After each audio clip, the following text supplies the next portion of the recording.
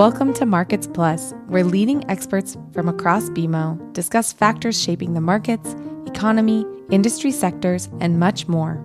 Visit bmocm.com/Markets Plus for more episodes. The views expressed here are those of the participants and not those of BMO Capital Markets, its affiliates, or subsidiaries. Today, we have a special episode from BMO's In Tune podcast that aired on October 17th, 2024. In Tune features equity research analysts from BMO Capital Markets and explores key emerging themes, trends, and issues which are important to our institutional clients globally.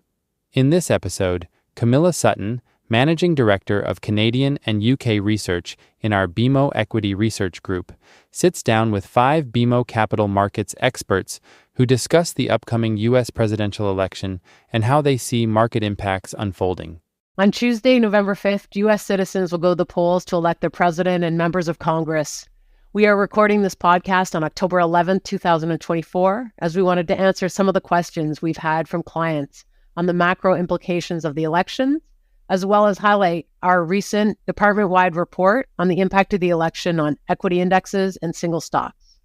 I'm Camilla Sutton, MD and head of Canadian and UK Equity Research at BMO Capital Markets, and I'm pleased to be joined by 5 of my colleagues today to walk us through what investors should be thinking about leading into the election. Let's jump right into it. To give us a view from our economics department, we have Sal Guatieri, one of BMO's senior economists, to walk us through what potential outcomes there are and what the economic implications could be. Sal, welcome to In Tune. Can you run us through your thoughts? Thanks, Camilla. So what are some of the macro impacts of the U.S. election? At a high level, under a Harris administration backed by Democrat-led Congress, deficit spending and expanded tax credits to families could provide a modest economic lift in the near term, though with some offset from less business investment in response to higher corporate taxes. Under a Trump White House and Republican-led Congress, expect an even larger budget gap, along with corporate tax cuts and a lighter regulatory touch, to provide an extra boost to growth, offset to some degree by increased trade protectionism, possibly higher inflation and interest rates. Now, it's worth noting that regardless of who wins the White House and which party controls the House and Senate, we assume that some of the expiring 2017 tax cuts will be extended beyond 2025, which could cause a 1 percentage point hit to real GDP growth in 2026, and is why there would likely be strong bipartisan support to extend most of those tax cuts. So looking deeper into some of the possible election outcomes, if Democrats win the White House but Congress remains divided, for the most part the status quo would prevail, implying little net impact for the economic or interest rate outlooks. BMO Economics would likely not need to adjust its economic forecasts by very much. If Democrats control both the White House and Congress, the Penn-Wharton budget model estimates that Harris's policies, including expanding the child tax credit and earned income tax credit, providing down payment support for first-time home buyers, and raising the corporate tax rate from 21% to 28%, would increase the 10-year primary budget deficit by about $2 trillion after including the negative economic effects of higher corporate taxes. So that could provide a modest economic boost, but one that is not large enough to materially alter the inflation or interest rate outlooks. Republicans control both the White House and Congress. That same model estimates that extending the 2017 tax cuts in their entirety, eliminating taxes on Social Security benefits, and lowering the corporate tax rate to 15% from 21% would increase the 10-year primary deficit by just over $4 trillion after including some of the positive economic effects of lower taxes. So this latter figure is twice as high as under Harris's proposals. The Tax Foundation says reducing the corporate tax rate to 15% would lift real GDP by 0.4%, but also finds Trump's tariff proposals could reduce real GDP by twice that amount over the long run. So BMO Economics believes the U.S. economy could see a material lift from the corporate tax cuts and a larger budget deficit. However, the adverse impact from tariffs and a potential trade war could mitigate the economic gains. As well, slower population growth due to less immigration might also weigh on growth. U.S. inflation, interest rates, and the dollar would likely be higher than in the other election scenarios. Equity markets might rejoice at the prospect of lower corporate taxes, less regulation, and an economic boost. However, the potential for a trade war and perhaps even a U.S. credit rating downgrade could lead to increased volatility in markets. And finally, what if Republicans take the White House, but Congress remains divided? It's worth noting that the president does not need Congress to pass most trade protectionist measures so long as the country is judged to have an unfair trade advantage over U.S. firms. While the inflationary impact would likely be partly tempered by a firmer U.S. dollar, disruptions to supply chains could lead to higher costs and prices. Depending on whether the economic or inflation impacts dominate, the Fed might need to adjust its policy stance accordingly. A Trump administration would pose a threat to the free trade agreement with Mexico and Canada. Each country could pull out of the USMCA after giving 6 months' notice, though it is unclear whether congressional approval is required. That agreement also comes up for review in 2026, when each member must decide whether to renew it beyond the pre-set termination date of 2036. Threats to the USMCA's existence would harm business investment, especially in the two smaller nations, and impede North American economic growth. Finally, turning to Canada, while its economy might benefit initially from stronger U.S. growth, and Canadian energy producers would clearly benefit if Trump resurrected the Keystone XL pipeline, the country could be one of the hardest hit, along with China and Mexico, because of a possible trade war with its largest trading partner. Uncertainty about what could happen to tariffs and the USMCA would depress capital flows to Canada and domestic investment, likely extending the productivity slump and causing the Canadian dollar to depreciate. While tariffs might add some upward pressure to inflation, the weak economy would likely pull inflation below the 2% target, keeping the Bank of Canada in full easing mode. Federal government might need to cut corporate tax rates to prevent business activity from migrating south. The need to support a weak economy with fiscal stimulus would lead to an even larger budget deficit, worsening the country's long-term economic prospects. So, to say a lot is at stake in the upcoming election for both the U.S. and Canadian economies might be an understatement. Thank you, Sal. There is a lot there. Let's take what Sal shared and drill down a bit into markets. I'm pleased to have Brian Belski, BMO's Chief Investment Strategist, join us. Brian, I know you have a lot to say on this, so let me turn the mic over to you. Thanks, Camilla.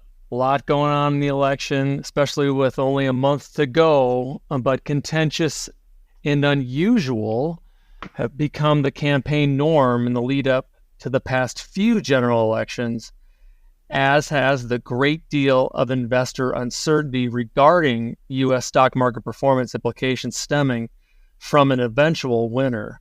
There has been much debate surrounding which party is better or not for U.S. stocks based on our client conversations, particularly given the hyper-polarization of U.S. politics lately. However, we have found through our years of work that the U.S. stock market tends to go up over time, whether a Democrat or Republican is in the White House, and it's ultimately the direction of our free market, capitalistic economy, not politics or government policy, that dictates stock prices. Nonetheless, we thought it'd be very useful to provide some market performance context for all potential scenarios that could occur based on upcoming election results. Our analysis suggests that the often feared blue wave is not as scary as some investors make it out to be, while a Trump victory is no guarantee of continued market gains. So here are some key takeaways. The stock market has performed better under Democratic presidents on average. Now, I know a lot of people like to go back 100 years or so, and that encapsulates the Great Depression in the United States, and we think that is not an apropos time to be looking at. First and foremost, the U.S. economy is dramatically different than it was back then. And number two, if you take a look at the last 6 presidents' performance is actually quite similar. However, President Bush, unfortunately, had to go through the trifecta. First, he had the unwind of the tech bubble. Then he had 9/11. Then he had the great financial crisis, all under his watch. So if you take a look at performance of the stock markets since the 1950s, the 2 worst periods were President Nixon in the mid-'70s and President Bush. Bush we talked about. Nixon, unfortunately, had to deal with the unwind of the Vietnam War. There's always something going on in every presidential cycle. However, those 2 presidents, unfortunately, had to deal with some of the worst things that we've seen in U.S. history. Despite perceptions, gridlock is not necessarily good for stocks. In fact, if you look out over time, gridlock actually underperforms when one particular party is in control across the board. Another key takeaway is monetary versus fiscal policy has a more direct positive impact on stock market returns. Why this is so important is twofold. Number one, everyone's so focused on the fiscal policies of a Harris presidency versus a Trump presidency. We think all of that is a moot point. The most important thing over time is monetary, and why it's so important this time around is because the Fed's clearly in an easing bias. The train has left the station in terms of interest rate cuts. Our great economic team continues to believe that we're going to see several cuts heading into 2025. So that's why the monetary policy part of things is actually a stronger impact with respect to what the stock market does. Longer term performance has not been significantly impacted by tax policy either. That's another key takeaway. Some of the highest tax periods in American history has also coincided with good stock market returns. Again, a misnomer. Now, we took the periods we look at tax policy from the highest tax earners because highest tax earners typically pay the majority of the taxes in the United States anyway. Last key takeaway we want to talk about is sector performance, which varies considerably based on the composition of the government. Again, you really need to take a look at the overall performance of the stock market, focus less on sectors with respect to these types of years. Now, we always love to say that the stock market is a market of stocks and control what you can control. That's why we firmly believe that stock picking is going to be a major trend to kind of diffuse some of these sector trends, which also coincide with any kind of potential policy measures that we don't know what's going to fall into place and we don't know who's going to be in control. So again, we always caution investors to control what you can control and focus on the bottoms up stock picking. Thank you, Brian. As always, appreciate your thought-provoking ideas. So we've heard an economics and an equity strategy lens. Let's turn to commodities now and to Colin Hamilton, who leads our macro commodity research team on the metals side and also has his own bi-weekly podcast, Metal Matters. Colin has joined us to give his thoughts on how the election outcome might impact the critically important world of metals. Colin, we'd love to get your perspective here. Thanks, Camilla. Yes, it's a really interesting time for the world. You have the largest global economy, the US, and the largest industrial economy, China, increasingly misaligned in terms of policy, which is driving clear segmentation through global trade flows. Throw into the mix growing stimulus expectations in China recently, and the timing of this US election does make things even more interesting. I'm going to focus a bit on the impacts on metals and bulk commodities, which are a little bit unique in this. The US essentially is a bit part player in these markets, which are very much all about China. Just as an example, the US accounted for 6% of first-use global steel consumption last year versus China's 50%. For copper, the numbers are highly similar. US is 6%, China 56%. But this imbalance means metals and, of course, critical minerals are in the headlights when it comes to geopolitical policy in this election year. Interestingly, I'd note that, if anything, this is an area both main presidential candidates have similar views. The need to target rise and influence is a bipartisan campaigning point, and in a world of overcapacity and protectionism, trade tariffs move very quickly to the top of the economic agenda for any politician. China's dominance of supply chains is not new, nor is the tension that high levels of exports from China creates. And tariffs on China's commodity-intensive imports have been steadily rising, actually, for the past decade, where these ultimately are a cost passed on to the US consumer. What do we see? We expect a higher US regional steel spread to global benchmarks and stronger premiums for over LME cash prices for base metals, particularly under a Republican administration. Tariffs, though, are a headwind to demand projections across many industrial metals over the next 12 months, and these tariffs will affect both the US and the exporting countries. Particularly under a Republican administration, we'd expect a bit of a large stimulus package in China to offset trade tariffs, and that would also accelerate the trade pivot to emerging markets, which in turn will probably drive further de-dollarization of trade. And talking about de-dollarization, we get a lot of questions on gold and how it might react in November.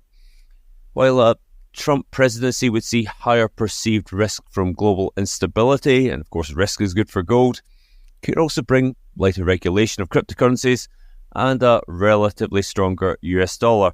And therefore we see it as slightly less gold supportive than a Harris administration. The same true for silver, particularly given also views of sharper rate cuts and slightly weaker US dollar under the Democrats. We note that in both the current Biden and previous Trump presidency, the gold price has actually little changed over the first 2.5 years of the presidential term. Now, the energy markets are, of course, a key area of differentiated policy. In terms of fossil fuels, coal is the one which we focus on a lot, and a Republican administration is naturally more coal-friendly, which will support sentiment, but not necessarily prices. A Harris administration would likely continue the Inflation Reduction Act mandate in its main form, which would be viewed as supportive of battery raw materials and critical minerals. Now, for copper and aluminium-intensive grid spending, which the US desperately needs, the key thing really is a politically aligned White House and Congress, and that's for either party. Same is true regarding approval of new mines, though a Republican administration might be more mining-friendly in this regard, and particularly around permitting. And the final point I'd like to note is regarding uranium, which is commodity where the US is still the largest consuming nation at present. This is an area we do see more bipartisan support and positive fundamentals for, no matter who is in power, particularly given the electricity-intensive phase of growth that is expected over the next decade. Appreciate your thoughts, Colin. This election could significantly impact the oil and gas industry from a regulatory and production lens. So to get some perspective there, we're turning to Randy Ollenberger, who leads BMO's coverage of the North American oil and gas industry and covers the Canadian integrated and large cap producers. Randy, great to have you here. How are you thinking about all of this? Yeah, thanks, Camilla. We're looking at this from the perspective of a few different lenses. One is on economic growth. You just heard from Sal that the picture is a bit mixed. But under the assumption that a Trump White House leads to slightly better economic growth, we would expect to see some support for an improvement in global oil and gas demand. One of the challenges of the market over the last several years is that U.S. demand has been lagging where it has been historically. If we look at total U.S. demand, it's been running around 19 million barrels a day this year. Historically, in the lead up to COVID, it was running around 19.6, 19.5 million barrels a day, but more importantly, had been growing every year. We just haven't seen that since, and I think it's largely due to slower economic growth over the last 4 years. So any stimulus that we might get from stronger economic growth, we believe would be important and help support oil prices by seeing stronger demand growth in the United States. We often get asked whether or not a Trump White House would be more bullish or bearish for U.S. production. Trump has talked about the need to see U.S. production grow and his support for growing U.S. production. But really, you don't see any difference between a Trump or Harris White House in terms of the ability of the U.S. to continue to grow crude and gas production. Most of those decisions are in the hands of the states, and certainly in the case of Texas, they've been very encouraging and supportive of growing oil and gas production, as well as other producing states such as Louisiana. So we would see very little impact from either a Trump or Harris White House on the growth rate of U.S. oil and gas production, and believe it would be really still in the hands of the states and really more dependent on what happens with commodity prices. So where crude prices are going, where natural gas prices are going, and those economics are really going to determine whether or not companies reinvest to grow more aggressively. So we really don't anticipate any change in the rate of growth in U.S. crude or natural gas production under either administration. We would expect it to continue to grow in line with what we see, which is a moderating growth in U.S. crude oil production as the inventory is becoming lower quality and oil prices aren't high enough to support higher growth. On the natural gas side, we think U.S. production growth is going to be determined more by the pace of build-out in LNG capacity. Another thing that people have talked about is whether or not tariffs would impact the oil and gas sector in North America. The U.S. is reliant on imports of Canadian natural gas and imports of Canadian heavy oil.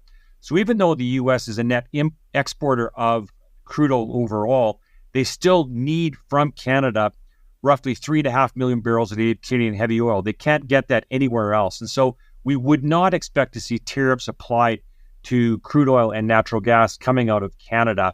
So we really don't see that as an important differentiating factor. Sal mentioned the possibility of the U.S. resurrecting the Keystone XL pipeline. That would certainly be very beneficial for Canadian heavy oil producers if that project were to be resurrected and see some possibility of moving forward.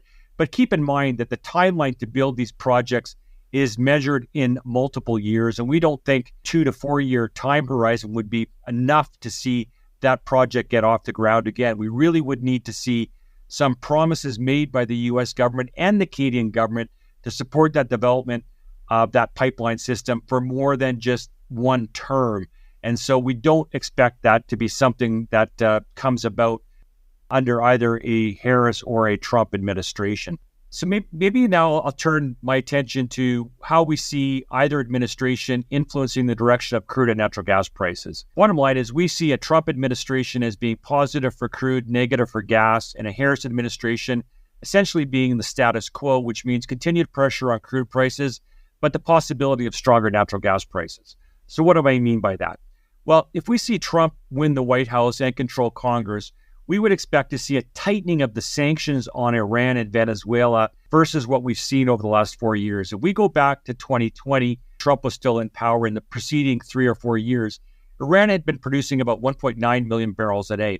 The most recent level of production for Iran is 3.4 million barrels a day.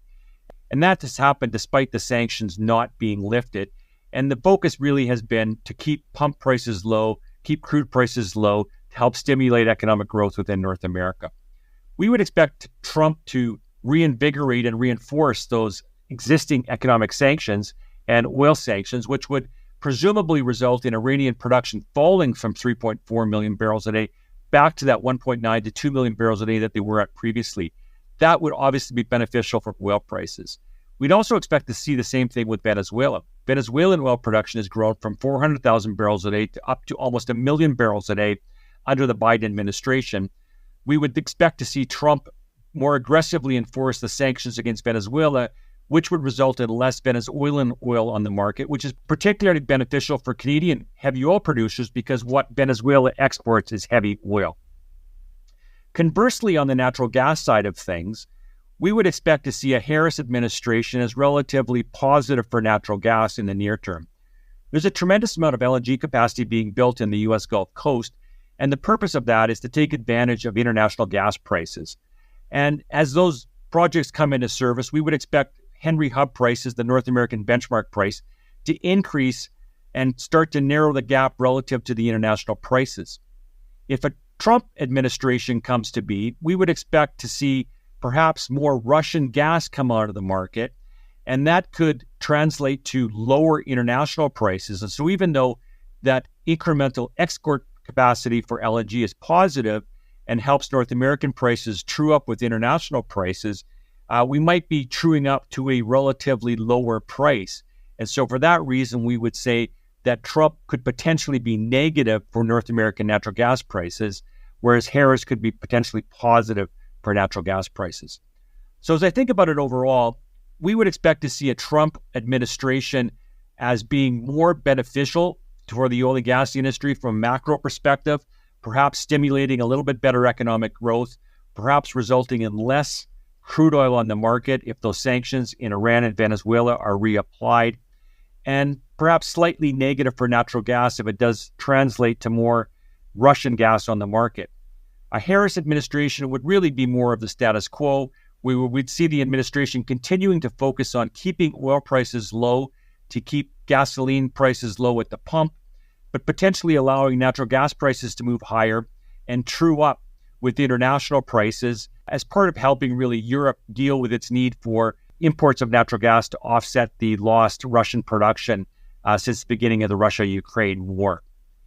And so overall, as I said, we would expect this to be positive for Canadian oil and gas companies, particularly heavy oil companies, because we would be exposed to better pricing environment, as well as the potential for a resurrection of the Keystone XL pipeline. Randy, great summary.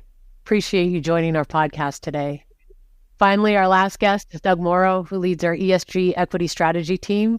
Doug, I'm curious how you see the outcomes of this election impacting ESG. Thanks, Camilla. It's a really interesting question because there's just not a lot of detail on ESG issues in the candidates' policy platforms.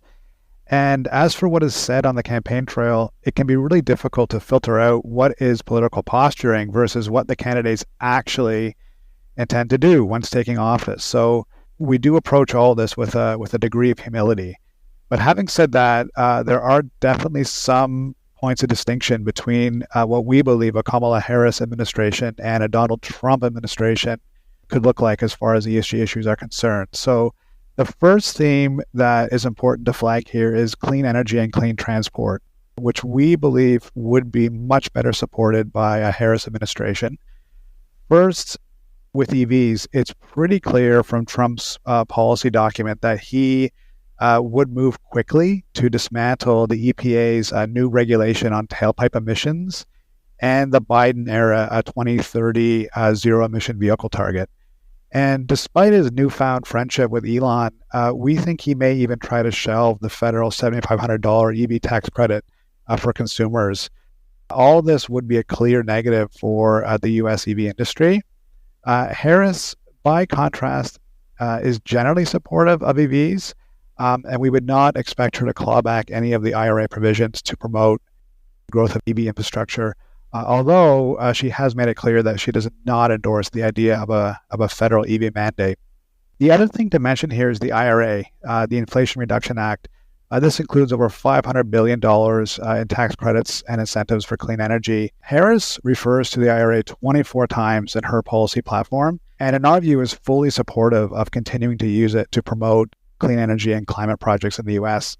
Trump's policy piece does not mention it once, the IRA, but he has famously referred to it as a green scam and has said at various points that he would repeal it. But we do not think that's likely, as A, it would take an act of Congress to do that, and B, Trump would face likely pushback from some of his political allies, as over 60% of announced clean energy and clean vehicle projects stemming from the IRA are in Republican congressional districts. Nevertheless, we do think parts of the IRA could be vulnerable under a Trump administration.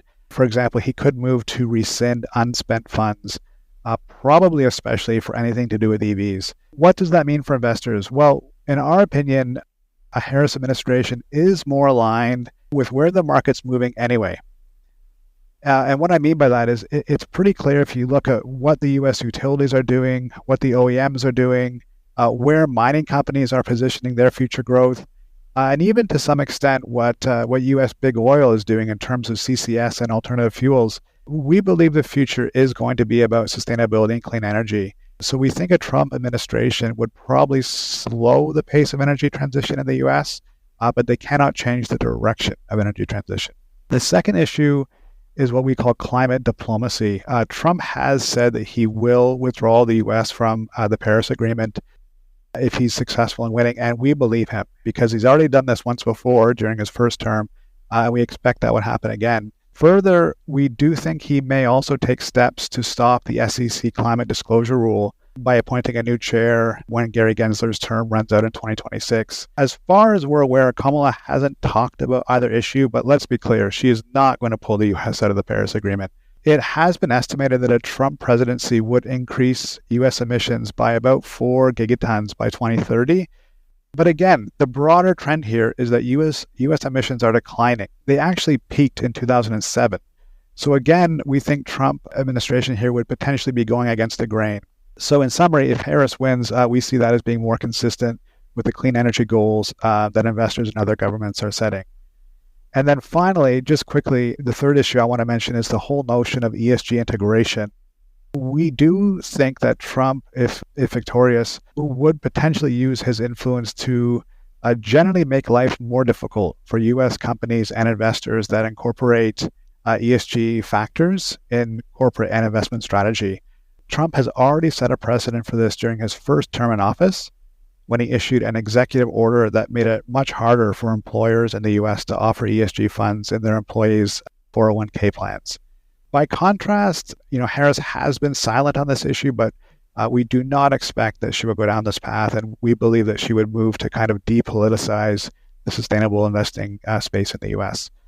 So overall, Camilla, it is difficult to predict precisely where the candidates will go, but in the broad strokes, we believe that a Harris administration would be more conducive to growth and expansion of industries that are typically associated with sustainable investing. Thanks, Doug. That was a nice roundup. We covered a lot of ground today, running through the macro perspectives of the potential impacts of the U.S. election.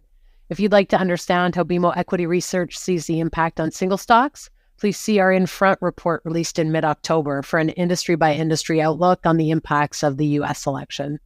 Thank you, Sal, Brian, Colin, Randy, and Doug for sharing your thoughts today. Thanks for listening. You can follow this podcast on Apple Podcasts, Spotify, or your favorite podcast app. For more episodes, visit bmocm.com/marketsplus. For BMO disclosures, please visit bmocm.com/podcast/disclaimer.